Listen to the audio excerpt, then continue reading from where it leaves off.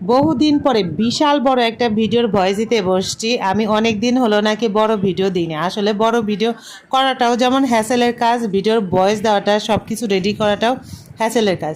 তবে যেহেতু দেই না, আজকে আবার বসলাম সেই ভিডিওটা ভয়েস দেওয়ার জন্য। তবে আমার মনে হলো যে এত বড় ভিডিও লাস্ট মোমেন্টে হচ্ছে ভিডিও কেটে ছোট করে হচ্ছে আমি দিব। যাই হোক, কী করব সেটা পরবর্তীতে দেখা যাক। বিশাল বড় একটা পাঙ্গাস মাছ নিয়ে আসছে, হাতির সমান, হাতিই বলা চলে।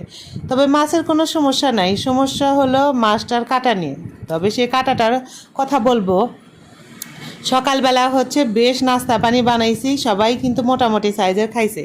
কিন্তু আমাদের মরিয়ম্বু হচ্ছে সেই নাস্তা পানি কোনো কিছু খাবে না, তার নাকি ওই আটার যে জাই আছে সেই জাই খাইতে ইচ্ছে করছে। যাই হোক, জায়ের রেসিপি তোমাদেরকে আমি হচ্ছে দিব। জায়ের রেসিপি বলতে কিন্তু মনে হচ্ছে যে নিজের যা, তাই না?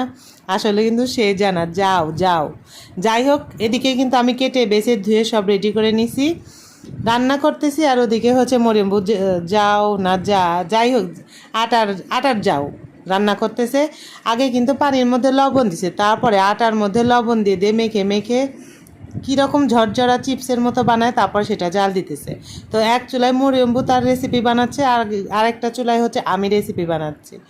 তো মশলাপাতি দিয়ে বেশ ভালো মতো হচ্ছে কষিয়ে নিব। যেহেতু মাছের পরিমাণটা বেশি, তাই শোকেস থেকে বড় একটা ননস্টিকি বের করে নিয়ে সেটাতে হচ্ছে রান্না বসাই দিলাম। এদিকে দেখলাম যে আটার জাই রান্না হয়ে গেছে।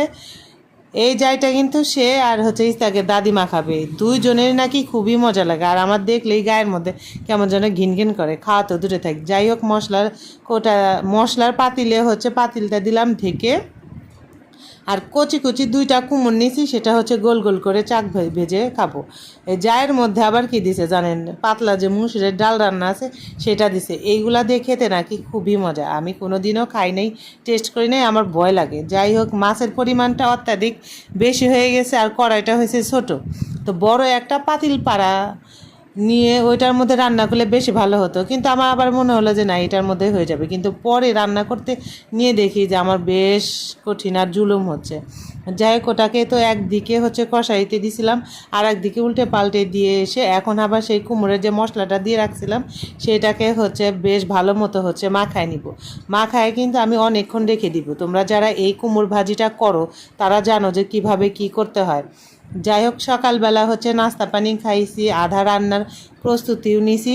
পাশের চুলায় হচ্ছে একটু চাও বসাই দিলাম যে চা হোক। আর এইদিকে দেখো আমার পাঙ্গাস মাছের যে কালারটা হয়েছে, জাস্ট ওয়াও, খুবই মজাদার। ও, মাছের কথা যে বলতেছিলাম যে মাছের হচ্ছে সমস্যা কি, সব মাছের লেজ নিয়ে আমার কোনো সমস্যা নাই, তবে পাঙ্গাস মাছের লেজটা দেখছেন কত ছোট করে কেটে দিছে।